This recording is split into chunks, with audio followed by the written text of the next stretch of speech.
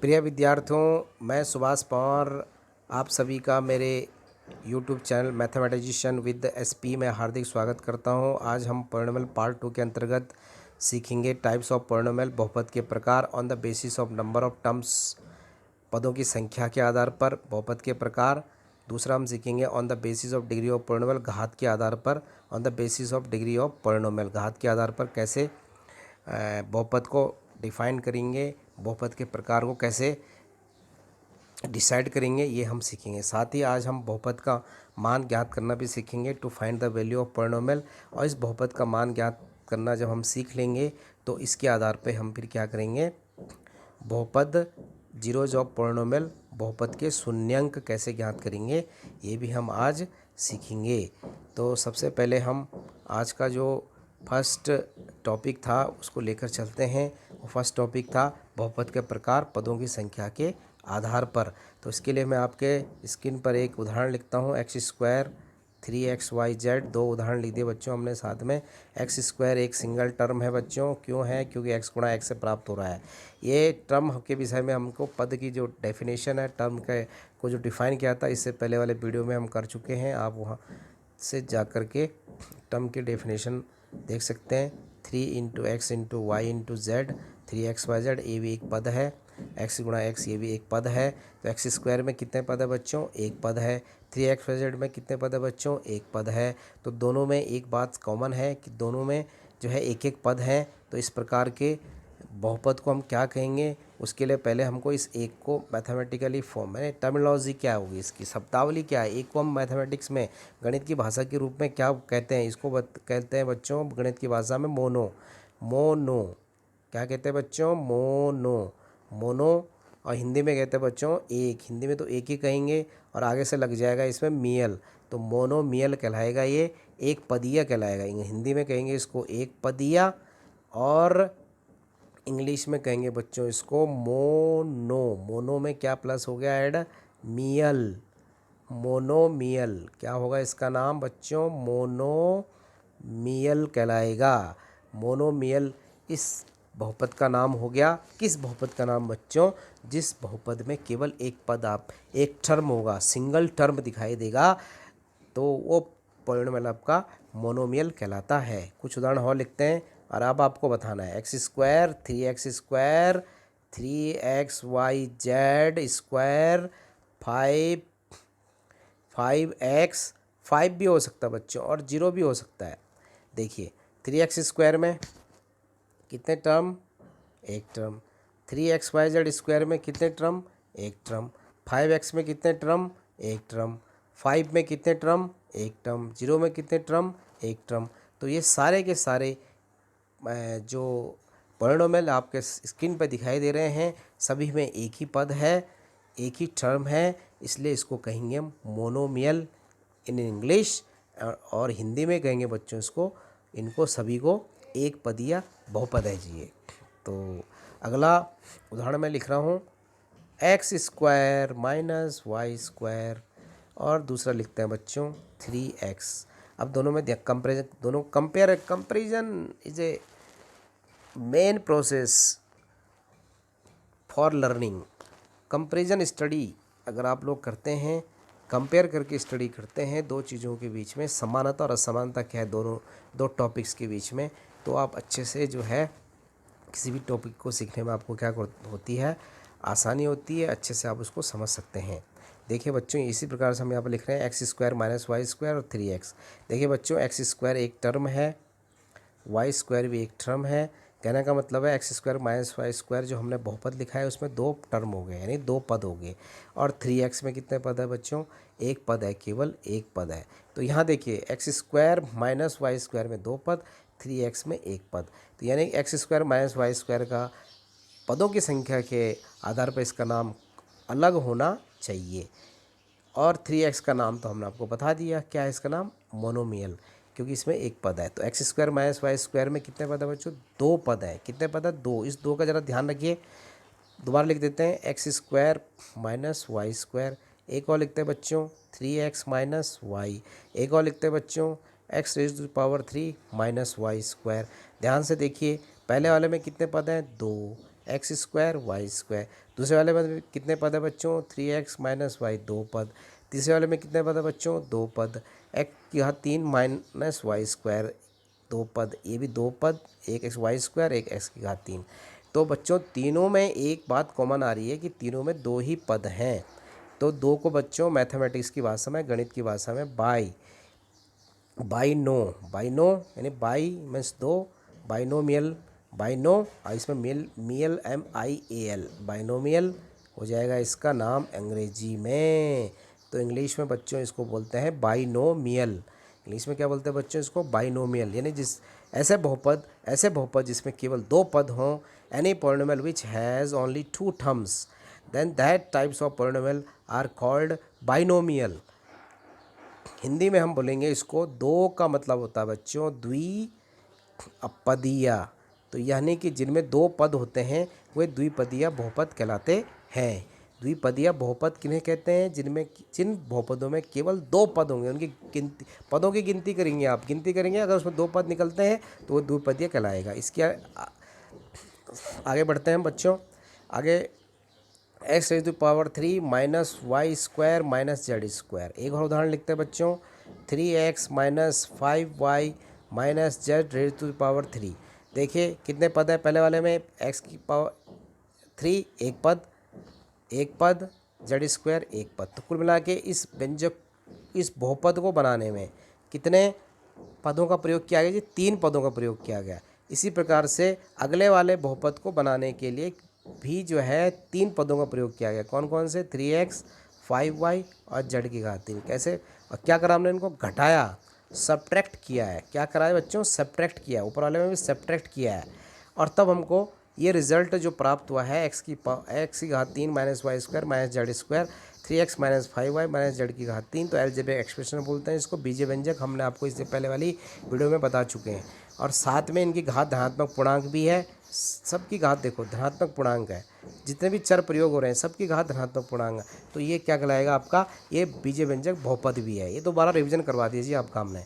अब देखिए कितने पद है इसमें, दोनों जो उदाहरण आपकी स्क्रीन पर दिखाई दे रहे हैं, दोनों में कितने पद है, 3। कितने पद है बच्चों, 3 को मैथमेटिक्स की भाषा में क्या लिखा जाता है, ट्राई। क्या लिखा जाता है बच्चों, ट्राई। और इंग्लिश में, हिंदी में लिखा जाता है बच्चों इसको त्रि। और आगे कितने, त्रिपदीय संस्कृत में बोलते हैं बच्चे 3 को त्रि बोलते हैं, त्रिपदीय व्यंजक। और इंग्लिश में बोल देंगे ट्राइनोमियल। क्या बोलेंगे, ट्राइनोमियल। 3 का मतलब तीन टर्म अगर किसी बहुपद में दिखाई दें तो वो बहुपद क्या हो जाएगा, उस बहुपद को हम ट्राइनोमियल के नाम से आप उसको जानेंगे। किसके नाम से बच्चों, ट्राइनोमियल। इन इंग्लिश ट्राइनोमियल, और हिंदी में इसको बोलेंगे हम त्रिपदीय बहुपद। तो आई होप आपको जो है पदों की संख्या के आधार पर कैसे बहुपद को कैटेगराइज करेंगे कि ये बहुपद किस प्रकार का है, इसको कैसे डिसाइड करेंगे, हमने आपको बताया।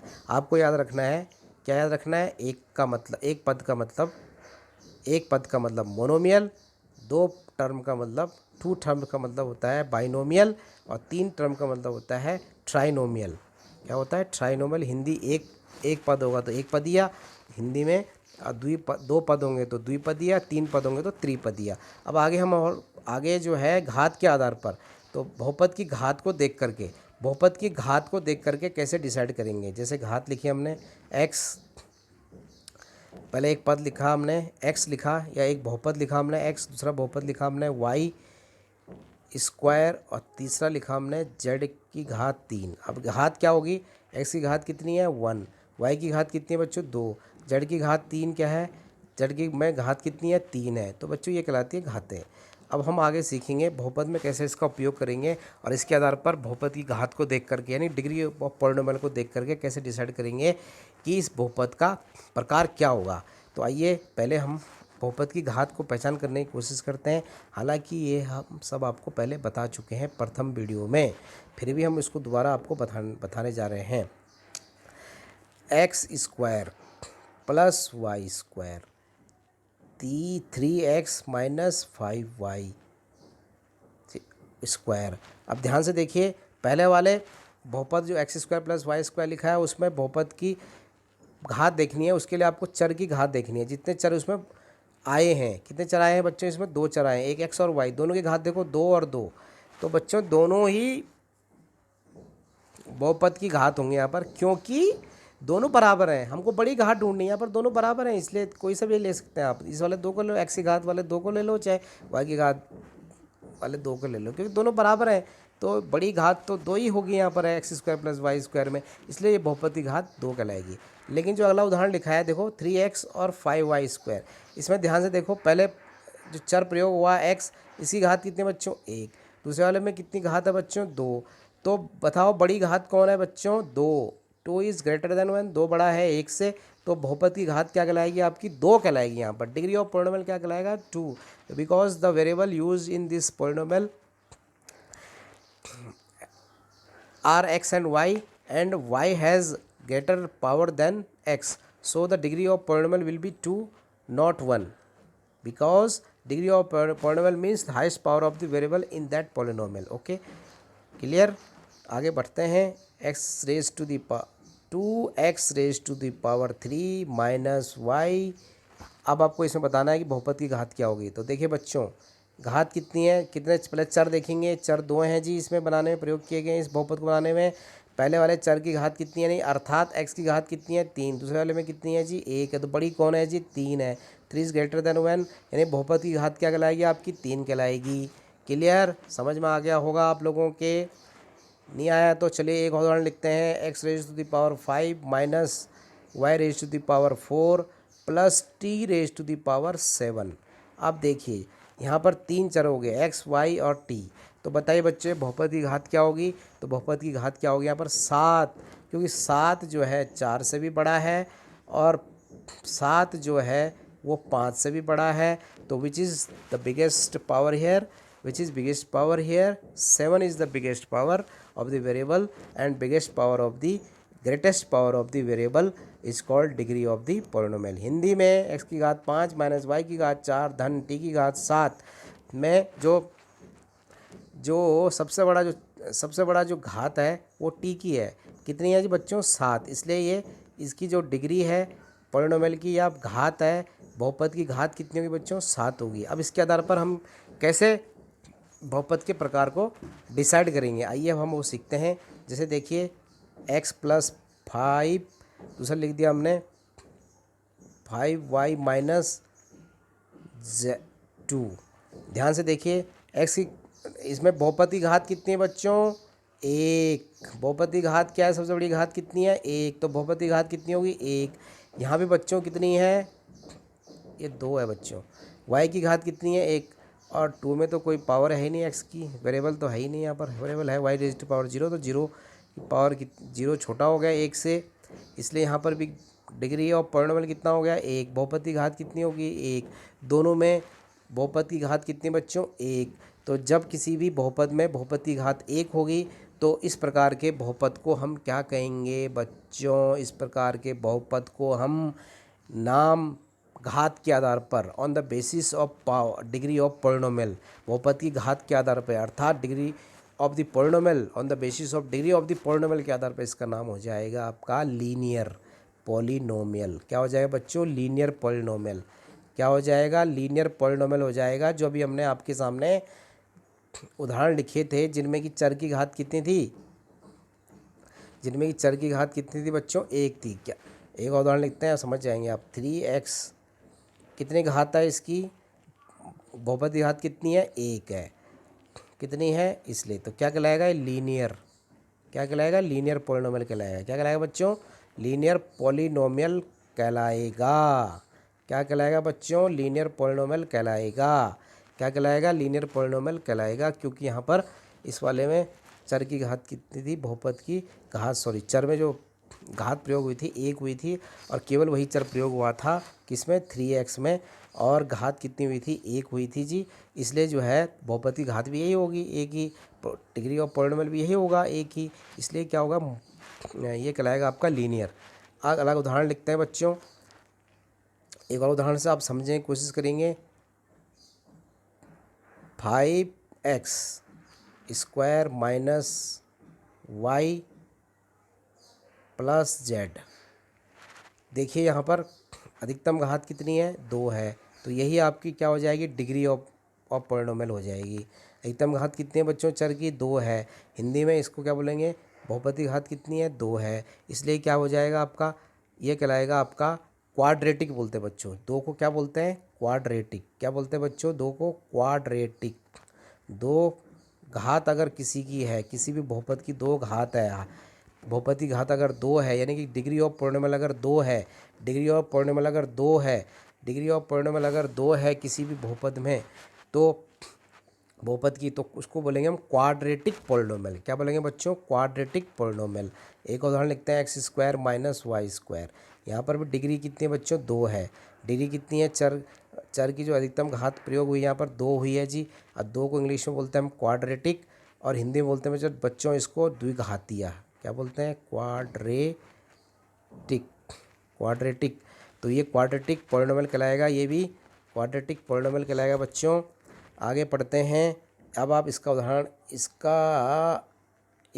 ये घात के आधार पर बताइए बच्चों जल्दी से कि क्या होगा। ये जो है लीनियर है कि क्वाड्रेटिक है, तो ये क्या है बच्चों, क्वाड्रेटिक है। ये क्या है, क्वाड्रेटिक है, क्योंकि डिग्री ऑफ पॉलिनोमियल के यहाँ पर 2 है, घात क्या है बच्चों, यहाँ पर 2 है, इसलिए इसको हम द्विघातीय बहुपद बोलेंगे। इंग्लिश में degree has 2, so it is called quadratic polynomial. 5x square minus 4y plus Z is called quadratic polynomial. In Hindi में बोलेंगे 5x की घात 2 माइनस 4y प्लस जेड में जो बहुपद की घात है वो 2 है। क्या है जी, 2 है, 2 है, सबसे बड़ी घात 2 है, क्योंकि चर की यहाँ पर यूज हो रखी है, इसलिए जो है ये आपका द्विघातीय बहुपद कहलाता है। इसके बाद अगला x raise to the power 3 minus 5y square plus z square, ये हमारा क्या कहलाएगा आपका। इसमें देखिए पदों की संख्या नहीं गिननी पड़ता, पदों की संख्या के आधार पर तो ये कहलाएगा आपका ट्राइनोमियल।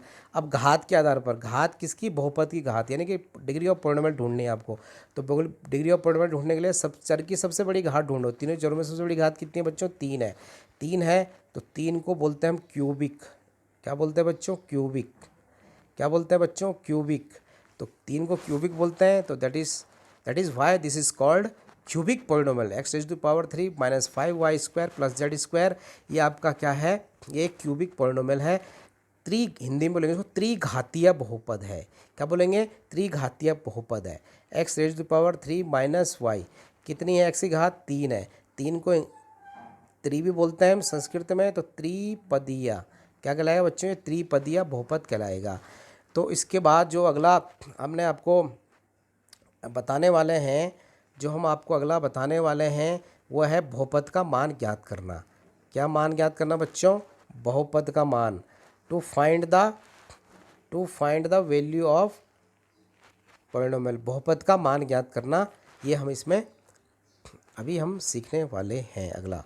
तो बहुपद का मान कैसे ज्ञात करेंगे, बहुपद का मान ज्ञात करने के लिए हमको कैसे ज्ञात करेंगे, हम आपको सिखाना है। इसके कुछ उदाहरण लिखते हैं। इसके लिए बहुपद का मान ज्ञात करने के लिए हम क्या करेंगे, थोड़ा सा उदाहरण लिख देते हैं बच्चों। बहुपद का मान ज्ञात करने के लिए उदाहरण लिख देते हैं। उदाहरण, बहुपद लिखने के लिए उदाहरण लिखते हैं बच्चों। बहुपद का मान निकालने के लिए कुछ उदाहरण है आपके सामने, देखिए ज़रा ध्यान से। एक तो to find the value of polynomial, बहुपद का मान ज्ञात करना। अब बहुपद का मान अगर हमको आ गया ज्ञात करना, तो हम जीरोज ऑफ पॉलिनोमियल, बहुपद के शून्यांक भी बहुत आसानी से ज्ञात कर सकते हैं। तो आइए बहुपद का मान ज्ञात करना हम सीखते हैं। बहुपद का मान ज्ञात करना हम सीखते हैं। मैं यहाँ पर एक उदाहरण लिख रहा हूँ, ध्यान से देखिए। x 5x, ये हमने एक पॉलिनोमियल लिखा है यहाँ पर, जिसमें केवल एक पद है। बेटा बहुत आसान तरीके से शुरू करेंगे बच्चों, बहुत आसान तरीके से, छोटे से शुरू करेंगे, और तब हम थोड़ा कॉम्प्लिकेटेड क्वेश्चंस लेंगे और उदाहरण लेंगे, एग्जाम्पल लेंगे, और उनसे भी बहुपद का मान ज्ञात करेंगे। तो 5x एक बहुपद है, इसका मान जो है हमको निकालना है x बराबर 1 पर। ये सवाल आ गया कि 5x का मान x बराबर 1 पर ज्ञात करिए। तो x बराबर 1 पर हम इसका मान ज्ञात करेंगे। तो इसके लिए सबसे पहले हम क्या करेंगे, इस 5x को हम px के बराबर रख देंगे। px क्या है, px एक नोटेशन है बहुपद को लिखने का, एक संकेतांक है बहुपद को लिखने का। इसका मतलब हुआ एक पॉलिनोमियल p है जो कि चर x से बना है, चर x से बना हुआ एक बहुपद है। क्या नाम है उसका, 5x, 5 गुणा x है। क्या है जी, 5 गुणा x। अब इसका मान क्या निकालना हमको, क्या निकालना है, x बराबर 1 पर निकालना है जी। तो हम क्या करेंगे, जहाँ जहाँ बच्चों x बराबर, जहाँ जहाँ x इस बहुपद में आया है वहाँ सभी जगह हम क्या कर देंगे, x को रिप्लेस कर देंगे, x को प्रतिस्थापित कर देंगे, x को सब्स्टिट्यूट करेंगे 1 कहाँ, उस बहुपद में, और आपको रिजल्ट मिल जाएगा। जैसे क्या है, क्या लिखा था हमने, px बराबर 5x, इस तरीके से लिखेंगे पहले, ये px नोटेशन है। तो क्या हो जाएगा, px और x की जगह क्या रखेंगे हम, 1 रखेंगे, x बराबर 1 रखने पर रखो p1 हो जाएगा। x को रिप्लेस करना है ना 1 से, क्यों, x का मान 1 है, और 1 की जगह क्या रखना है हम, सॉरी x की जगह क्या रखना है, 1 रखना है। जहाँ जहाँ x आया बहुपद में वहाँ 1 रखना है।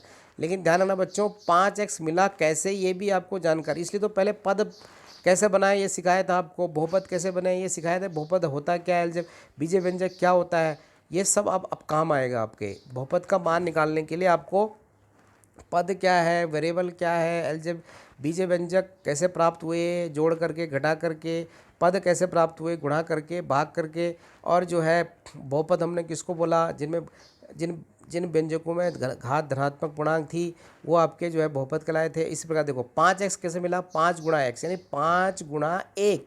देखिए अब काम आएगा ये जो हमने पहले सीखा है, 5 गुणा 1 कितना हो गया बच्चों, 5। यानी कि जब इस p1 बराबर 5 का मतलब है कि बहुपद में चर, जो चर यूज हुआ है उस चर की जगह हमने 1 रखा, और जैसे ही हमने 1 रखा तो बहुपद का मान हमको 5 प्राप्त हुआ। और ये जो 5 ही बच्चों हमारा यहाँ पर बहुपद का मान कहलाता है। क्या कहलाता है बच्चों, बहुपद का मान कहलाता है। एक दूसरा उदाहरण लिखते हैं, थोड़ा इससे बड़ा उदाहरण लेते हैं, x स्क्वायर माइनस 5x। तो सबसे पहले क्या बोला बच्चों हमने, इसको एक px के बराबर लिख सकते हैं, आप qx बराबर लिख सकते हैं, rx, आप इसको qx भी लिख सकते हैं, आप इसको rx भी लिख सकते हैं। लेकिन बच्चे r के अंदर जो आज के साथ जो हमने ब्रैकेट लगाया है, या p के साथ जो ब्रैकेट लगाया है, स्मॉल ब्रैकेट क्योंकि साथ जो ब्रैकेट लगाया है उसके अंदर आपको क्या रखना है, वो चर रखना है। चर कौन से चर रखने हैं, जिन चरों से वो बहुपद बनाया है। तो यहाँ पर बहुपद किससे बना है, x से बना है, तो इसलिए इसको हम बराबर px लिख सकते हैं या qx लिख सकते हैं, ये बराबर rx लिख सकते हैं। ये केवल नोटेशन है आपका, क्या है, केवल नोटेशन है। दोबारा लिख देते हैं, चलो बच्चों, px बराबर x स्क्वायर माइनस 5 है, और आपको मान निकालना है इसका x बराबर 1 पे। तो क्या करेंगे बच्चों, जहाँ जहाँ x है बहुपद में जहाँ जहाँ x यूज हुआ है वहाँ सभी जगह क्या रखना है, 1 रखना है।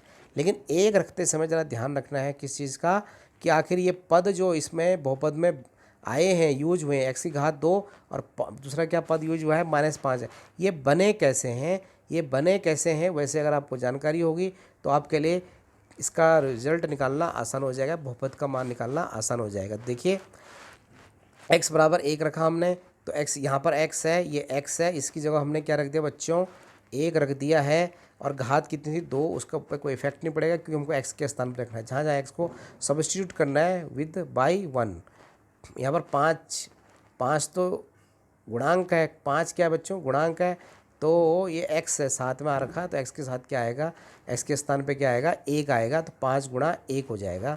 अब इसको आगे सॉल्व करेंगे, आगे सॉल्व करने का मतलब 1 की घात 2 ऋण 5 गुणा 1, तो 1 की घात 2 सब लोग जानते हैं, 1 मल्टीप्लाई बाई 1 इंटू 5, 1 इंटू 1 कितना, 1, 1 माइनस 5।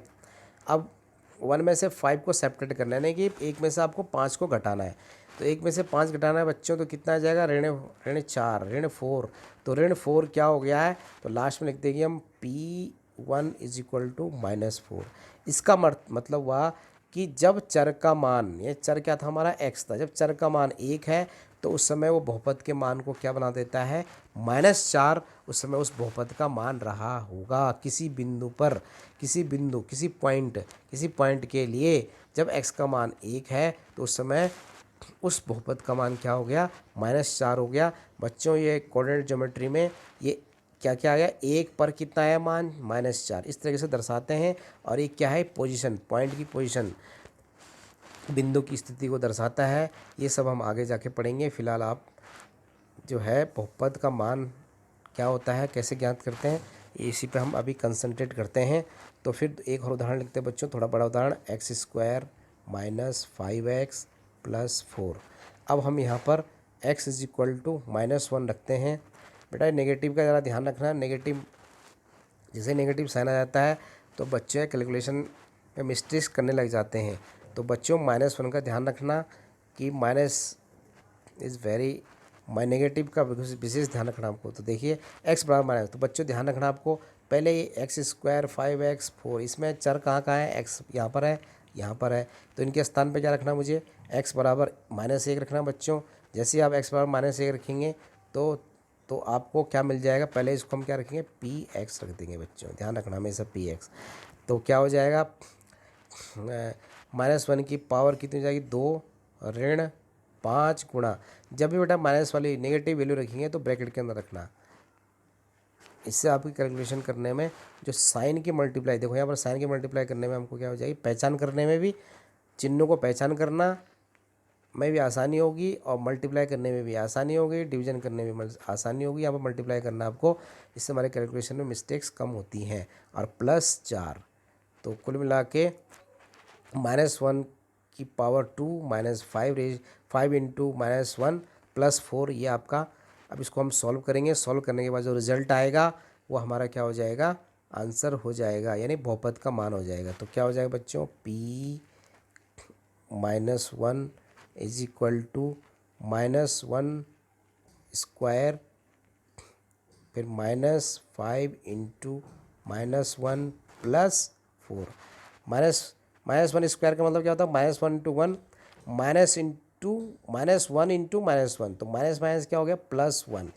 अब यहाँ देखिए माइनस और माइनस की मल्टीप्लाई क्या होगी बच्चों, प्लस, तो 5 हो गया, और +4, तो सारे हमारे पास पॉजिटिव इंटीजर हो गए, +5 +4 +1। बच्चों ये इंटीजर है, इंटीजर के रूप में इनको आपको सिंप्लीफाई करना है बच्चों, इंटीजर मान करके, नॉट नेचुरल नंबर है, integer, positive integer positive integer positive integer, सब all are same integers, so result will be addition of these all 3 numbers, यानी 5 + 4 + 1, 5 + 4 + 9 का जो टोटल जोड़ आएगा वो कितना हो जाएगा, 10 हो जाएगा, क्योंकि सभी एक ही जैसे पूर्णांक है यहाँ पर। तो 10 इसका आंसर हो जाएगा, क्या हो जाएगा बच्चों, 10, यानी कि P1 = 10।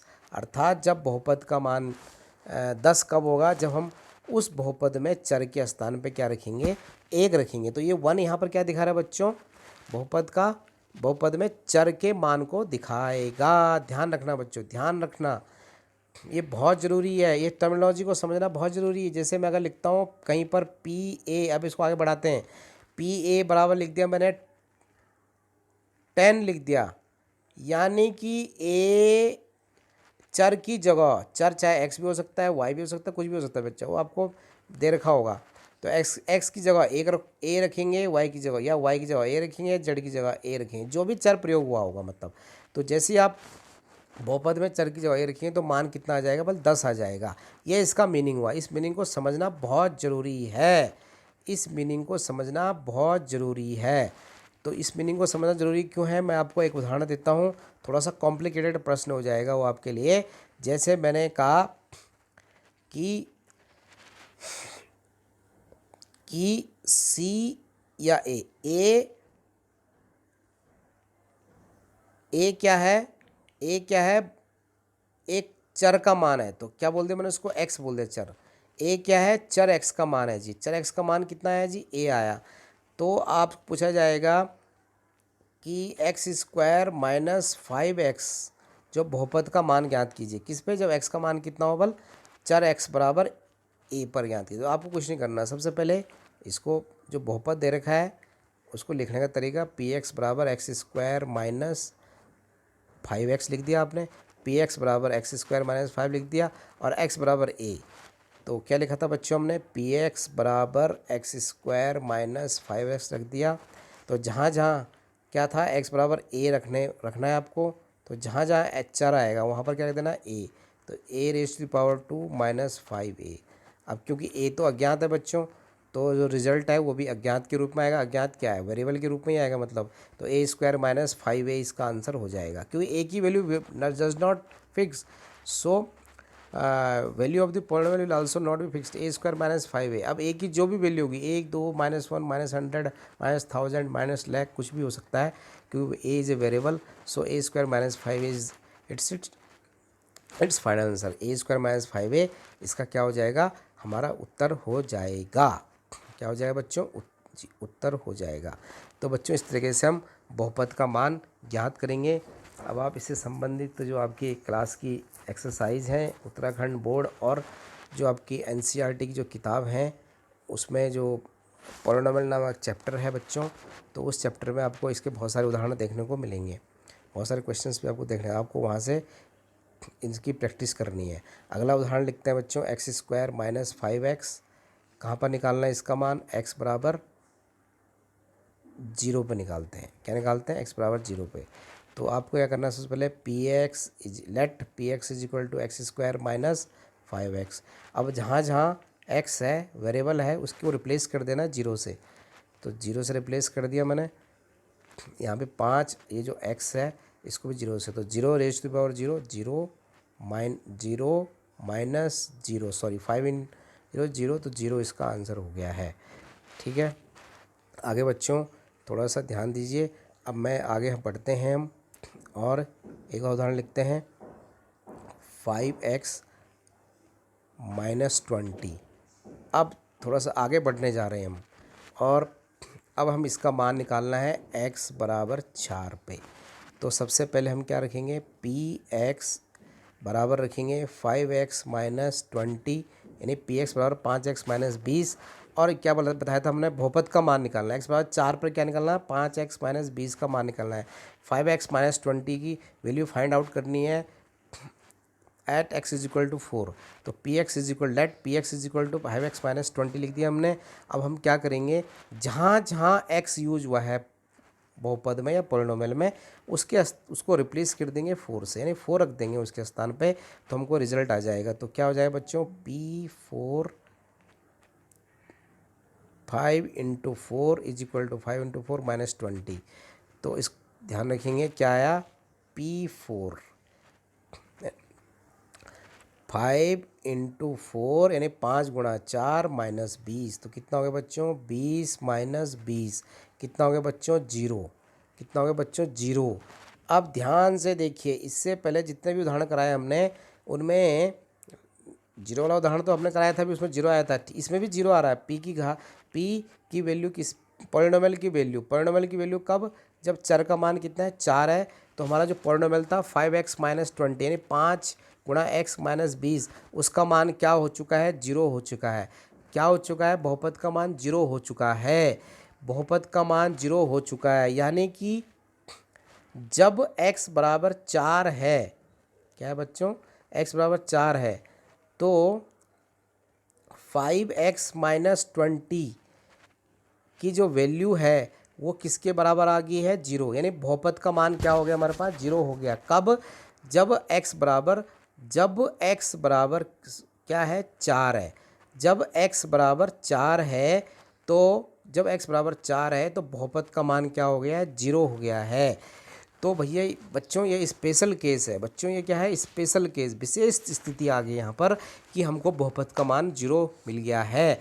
तो बच्चों ये बहुपद का मान 0 किसकी वजह से मिला है, किस चर के किस मान के लिए मिला है, चर के किस मान के लिए, चर के मान जब क्या था बच्चों, 4 था, तो तब हमको 5x माइनस 20 का मान क्या प्राप्त हो चुका है, 0 प्राप्त हो चुका है।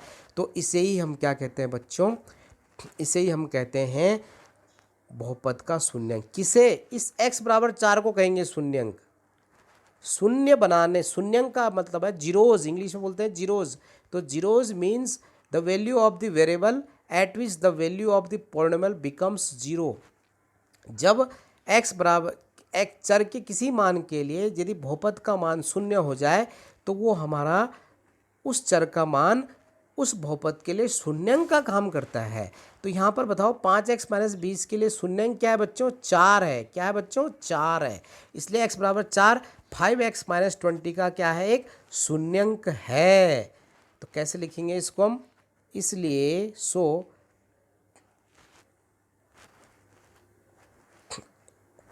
x is equal to 4 is a zero for the polynomial 5x minus 20। अर्थात x बराबर 4, 5x माइनस 20 का क्या है? एक शून्यंक है। कौन है? चर का मान को बोलते हैं बेटा। चर के मान को बोलते हैं, चर के मान को। जिस चर के मान के कारण बहुपद का मान क्या हो जाता है? शून्य हो जाता है। चर के उस मान को ही हम शून्यंक कहते हैं। ध्यान रखिएगा, विशेष ध्यान रखिएगा। इस पे आपके बोर्ड एग्जाम में 10th क्लास वालों के लिए, 9th क्लास में भी है ये और 10th क्लास में भी है बच्चों। दोनों क्लास के लिए ये जो टॉपिक है आज का, ये जो क्लास है बहुत इंपॉर्टेंट है। टॉपिक्स भी बहुत इंपॉर्टेंट है 9th और 10th दोनों कक्षाओं के लिए। तो ध्यान दीजिए, x माइनस 4, अब हम इसका शून्यंक निकालना चाहते हैं। तो दो तरीके हैं बच्चों। या तो आप इस x के स्थान में पहले हीट एंड ट्रायल मेथड लगाए, x के स्थान पे 1 रखिए तो 1 माइनस 4 बराबर -3 हो जाएगा। फिर 2 रखो जी। क्या चेक करना आपको? किसकी वजह से क्या हो जाएगा? 0 हो जाएगा मान। तो पहले -3 आया, दूसरा बार -2 आया। जैसे मैंने x बराबर 2 रखा, मान कितना हो गया? -2। x बराबर 1 रखा था, कितना आया था मान? -3। क्या ये 0 आया? नहीं। क्या आया? 0 नहीं। 0 नहीं मिला है। तो क्या एक शून्यंक? तो भाई चर के मान को कहते हैं शून्य। चर का मान क्या रखा था मैंने? 1। चर का मान क्या रखा था? फिर 2। क्या इनकी वजह से शून्य आ रहा है? नहीं आ रहा है। तो क्या 1 और 2 बहुपद के शून्यंक हो गए? बिल्कुल नहीं हुए जी। क्यों? शून्यंक का मतलब होता है चर का वह मान जो बहुपद के मान को 0 बना दे। लेकिन ये तो 0 तो बना ही नहीं रहे। x बराबर 1 -3 बना रहा है मान को, और x बराबर 2 -2 बना रहा है बहुपद के मान को। इसका मतलब ये दोनों x 1 और 2 हमारे बहुपद के शून्यंक नहीं है। तो कौन होगा शून्यंक? देखते हैं कौन होगा शून्यंक बच्चों। ध्यान दीजिए, 4 रखते हैं। 4 माइनस 4 बराबर 0। अच्छा, यानी x बराबर 4 रखने पर बहुपद का मान शून्य हो गया। अर्थात यहाँ पर x बराबर 4 आपका बहुपद का शून्यंक कहलाएगा। x बराबर 4 बहुपद का शून्यंक कहलाएगा। अब आपको क्लियर हो गया होगा कि बहुपद का शून्यंक किसे बोलते हैं? चर का वह मान जो बहुपद के मान को शून्य बना देता है। यहाँ पर x बराबर 4, x माइनस 4 के मान को क्या बना दे रहा है बच्चों? शून्य बना दे रहा है। इसलिए हमारा ये जो x बराबर 4 है, x माइनस 4 का एक क्या है? शून्यंक है। इंग्लिश में बोलते हैं zeros of polynomial for x minus 4, x is equal to 4 is a 0। Okay, अब क्या कोई ऐसा तरीका है हमारे पास हीट एंड ट्रायल के अलावा जिसकी सहायता से हम बहुपद में शून्यंकों को आसानी से फाइंड आउट कर सकते हैं? यानी कि बहुपद दे रखा होगा, जैसे इसी को लेते हैं x माइनस 4, और ये बहुपद का शून्यंक ज्ञात कीजिए। ऐसा हमारे पास प्रश्न है कि x माइनस 4 का क्या निकालो? शून्यंक। क्या ज्ञात कीजिए? शून्यंक। इंग्लिश में zeros. Find out the zeros of x minus 4 का शून्यंक ज्ञात कीजिए। तो इसके लिए क्या करना है बच्चों? बहुत अच्छा तरीका है, बहुत आसान तरीका है। अब हमको पता है, अब हमको ये जानकारी होगी बच्चों कि बहुपद का शून्यंक निकालने का अर्थ है कि भाई एक चर का मान निकालना। चर का कौन सा मान निकालना? जिसकी वजह से x माइनस 4 का मान जो बहुपद दे रखा है x माइनस 4, उसका मान शून्य हो जाए। तो बहुपद का मान शून्य होना चाहिए। तो यानी कि आप देखेंगे हम क्या करेंगे, तो जो भी बहुपद का शून्यंक निकालना है उस बहुपद को आपको शून्य के बराबर रख देना है। जिस भी बहुपद का शून्य निकालना है उसको शून्य के बराबर रख देना है। भाई x का जो भी मान है, x का मान जो भी होगा उसको अगर मैं 4 के साथ कैलकुलेशन करूँगा उसकी, यानी कि माइनस घटाऊँगा यहाँ पर, तो क्या आना चाहिए? 0 आना चाहिए। तो वही आपका क्या कहलाएगा? बहुपद का शून्यंक कहलाएगा।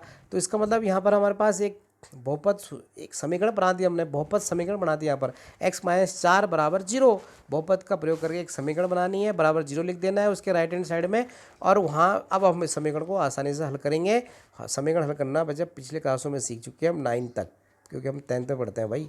10th क्लास के लिए वीडियो इंपॉर्टेंट है भाई। 0 + 4 तो कितना हो गया बच्चों? 4। 0 + 4 यानी कि 4। तो x बराबर 4 क्या हो गया? इस बहुपद का शून्यंक हो गया। देखिए कितने आसान तरीके से हमने इस प्रश्न का जो है शून्यंक ज्ञात किया है। अब थोड़ा सा आगे बढ़ते हैं। x² - 4 का शून्यंक यानी कि फाइंड द जीरोज फाइंड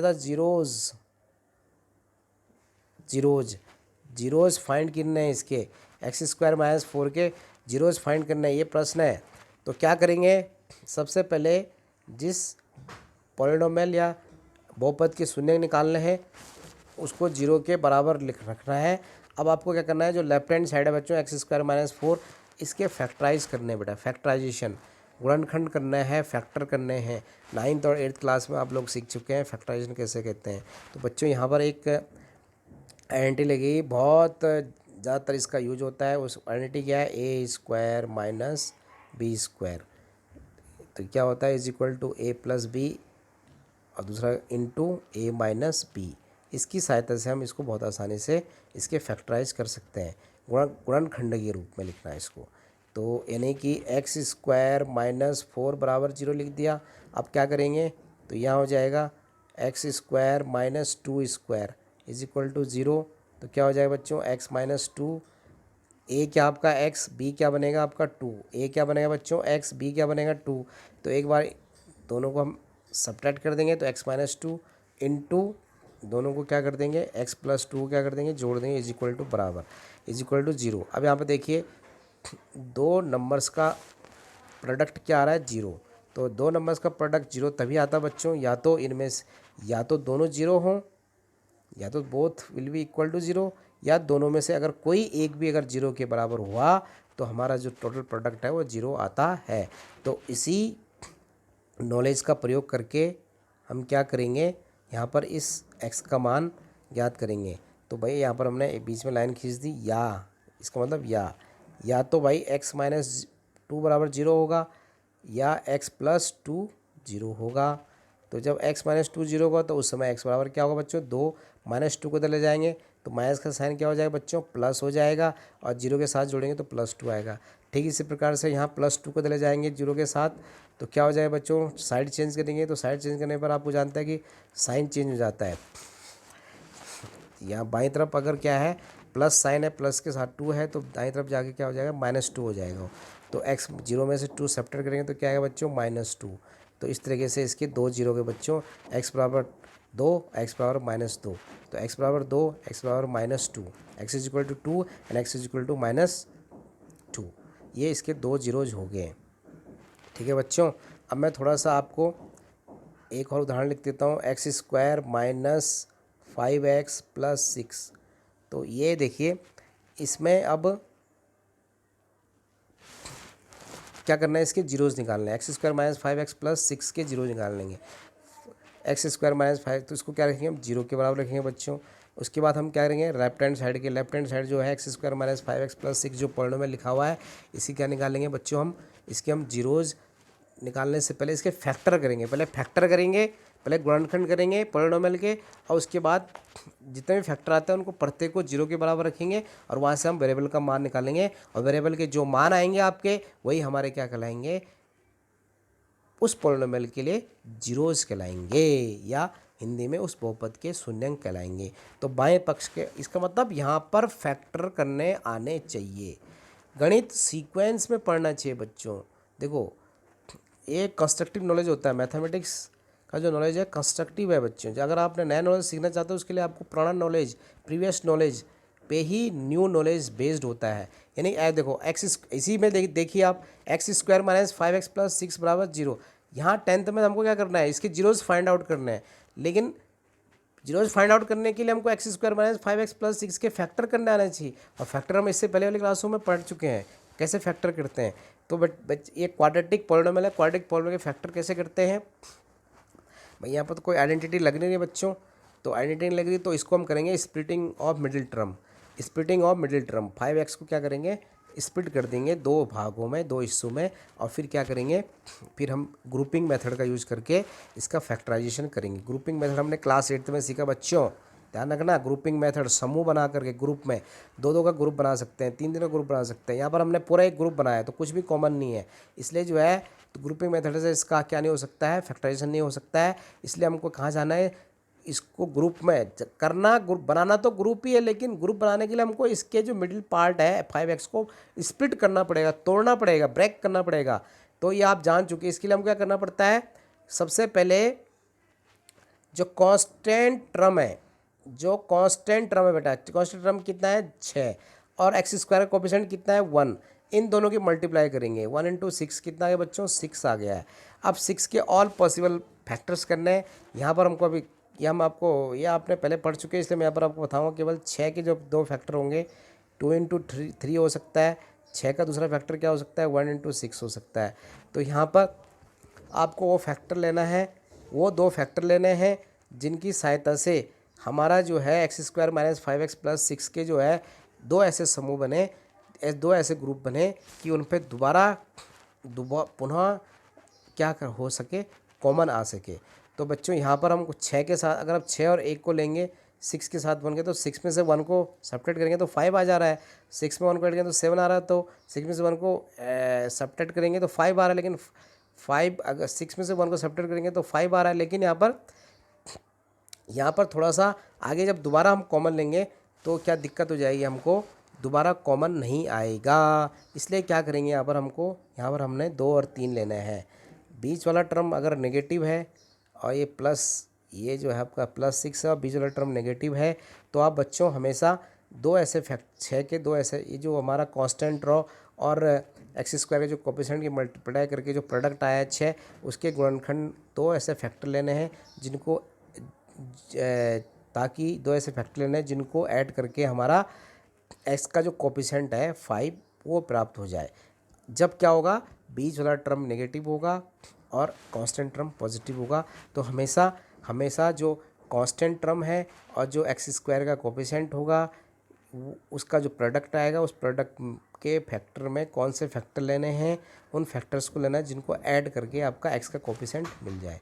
तो बच्चों ये आपको बता दिया मैंने, थोड़ा सा रिवीजन करवा दिया फैक्टराइजेशन का, स्प्लिटिंग ऑफ मिडिल टर्म। तो क्या हो गया बच्चा, एक्स स्क्वायर अब माइनस क्या हो गया, ब्रैकेट लगाना, और 5 को स्प्लिट कर दिया हमने, 2 + 3, बाँट तोड़ दिया बच्चा। लेकिन ये तो ऐसे नहीं तोड़ दिया बेटा, बिना ये ऐसे नहीं तोड़ा हमने, कैसे तोड़ा है, इस 6 की और एक्स स्क्वायर के कोफिशिएंट का जो प्रोडक्ट आया था 6, उस 6 के क्या कर रहे थे हमने, उस 6 के क्या कर रहे थे, प्रोडक्ट करे थे, सॉरी फैक्टर कर रहे थे। फैक्टर क्या आए थे, 2 और 3 आया था, और 6 और 1, 6 तो ले नहीं सकते यहाँ पर, क्योंकि बीच का टर्म क्या है नेगेटिव और कांस्टेंट टर्म क्या है पॉजिटिव। हमेशा ऐड वाला एडिशन करके, फैक्टर का एडिशन करके जो एक्स का कोफिशिएंट आएगा, जिससे मिलेगा हमको, जिन फैक्टर से मिलेगा वही हमको लेना है। यहाँ पर क्या है, वो 2 और 3 है। तो क्या होगा बच्चों, एक्स स्क्वायर, अब ध्यान रखना है ज़रा, एक्स की मल्टीप्लाई 2 में करनी है तो 2x हो जाएगा बच्चों। बाहर माइनस है, यहाँ प्लस है, तो माइनस प्लस की मल्टीप्लाई क्या होती है, माइनस होती है। ठीक इसी बात देखिए, माइनस प्लस की मल्टीप्लाई क्या होगी, माइनस होगी। 3 इंटू एक्स क्या हो गया, 3x + 6। अब देखिए कितने, अब यहाँ पर ग्रुप बना सकते हैं हम, देखो एक एक्स स्क्वायर माइनस 2x का और एक -3x + 6 का क्या बनाएंगे, ग्रुप बनाएंगे। तो this is called grouping method, समूहन द्वारा फैक्टर करना। देखो कक्षा 8 में सीखा था, आज यूज हो रहा है, क्लास 8 में यूज हुआ। X square minus 2x -3x + 6, तो क्या है बच्चों, एक्स स्क्वायर -2x -3x + 6। अब इन दोनों में देखो ग्रुप बनाइए, कॉमन लीजिए। क्या कॉमन है बच्चों, दोनों में x कॉमन है, यहाँ पर कॉमन लिया, अंदर डिवाइड किया x से तो x मिला। यहाँ -2 आएगा क्योंकि यहाँ प्लस है बच्चों, प्लस से माइनस को डिवाइड किया, यहाँ प्लस है, प्लस का डिवाइड किया माइनस में तो क्या आएगा माइनस, और x से मल्टीप्लाई किया, x से x कैंसिल हो गया तो क्या बच्चा 2। यहाँ देखिए, यहाँ पर ध्यान देना, आगे हमको चाहिए x पॉजिटिव चाहिए, और जो कॉन्स्ट 2 है वो 2 क्या चाहिए मुझे, नेगेटिव, 2 नेगेटिव। आगे भी x जो होगा पॉजिटिव रखना है, और जो 6 से हमको जो 2 मिलेगा वो भी क्या होना चाहिए, वो नेगेटिव होना चाहिए। इसके लिए मुझे ऐसा कब हो सकता है जब माइनस कॉमन लूँगा।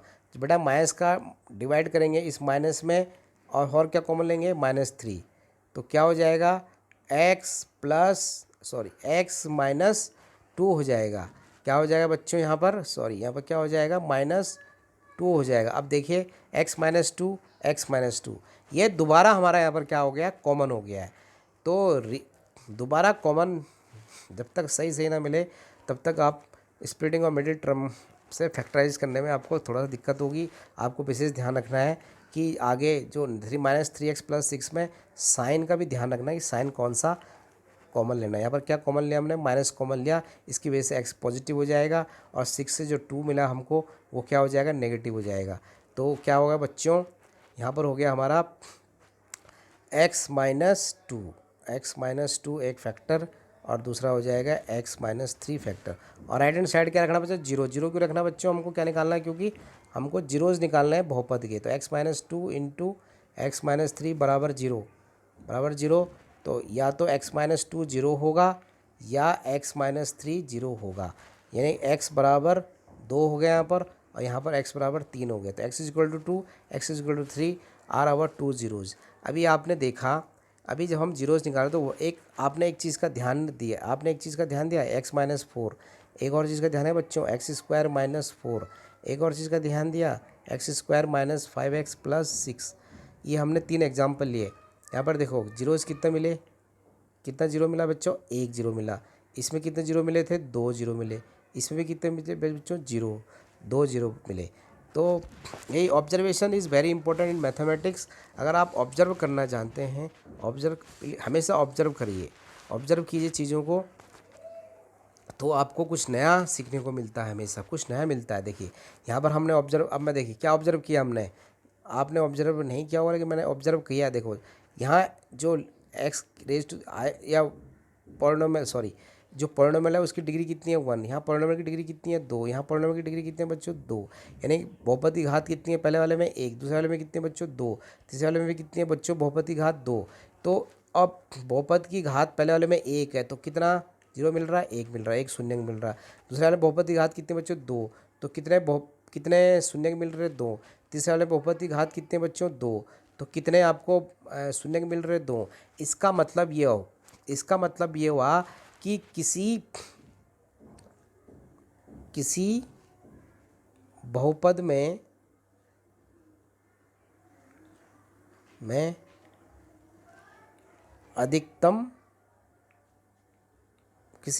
में अधिकतम शून्यंक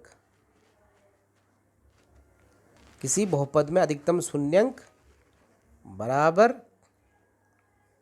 बहुपद की घात,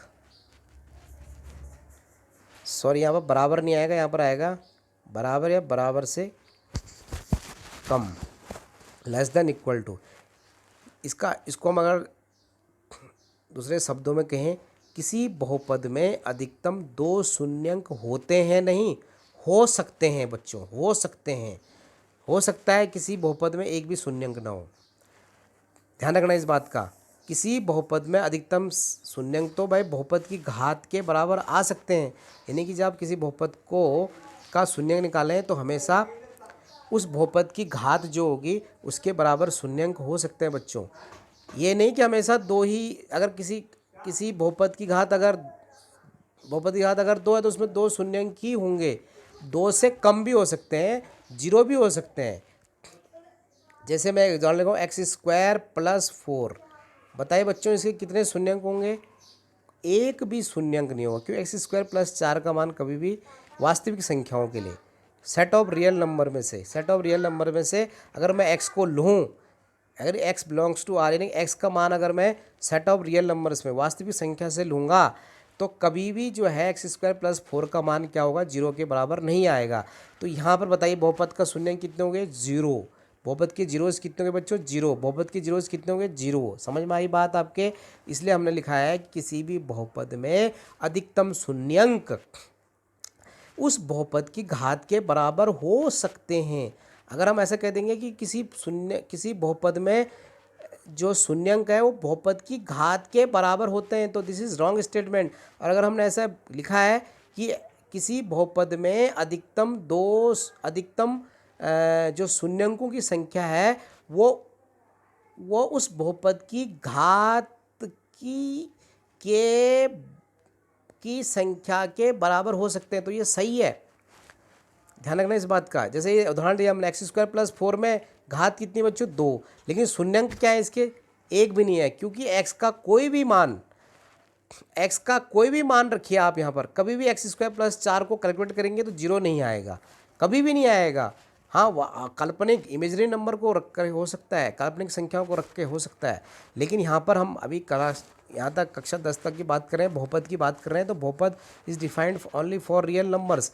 बहुपद केवल वास्तविक संख्याओं के लिए ही के लिए डिफाइंड होता है, परिभाषित होता है। इसलिए बच्चों यहाँ पर x² + 4 का मान कभी भी शून्य के बराबर नहीं आएगा, इसलिए x² + 4 का कोई भी शून्यंक नहीं है। तो बच्चों,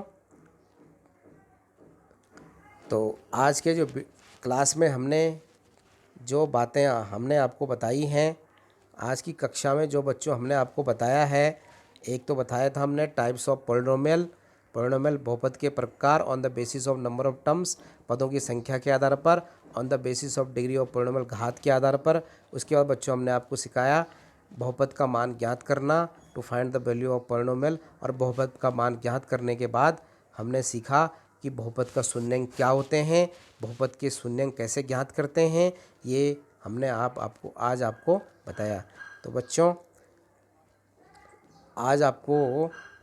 आज जो हमने आपको सिखाया है, आई होप आप लोगों के समझ में आया होगा।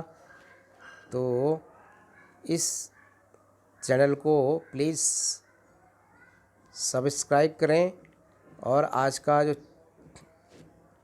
वीडियो जो क्लास मैंने आपकी ली है उसको देखने के लिए आपका बहुत बहुत धन्यवाद। इस प्रकार से हम आपको क्लास 10 के और क्लास 9 कक्षा 10 और कक्षा 9 से संबंधित जितने भी मैथ्स के चैप्टर हैं उसको कंप्लीट करने का प्रयास करेंगे। और यदि आपको इस वीडियो से संबंधित कोई भी समस्या अगर आपको लगती है तो कृपया जो है हमें कमेंट करके बताएं कि सर इसमें